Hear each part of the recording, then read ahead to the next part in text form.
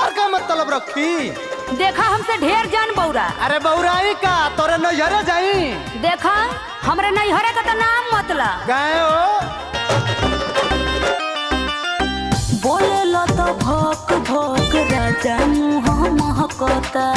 तोहे प्यार करे खातिर मन बड़ी चहकता। ना हटवा। अरे सटा रानी सटा।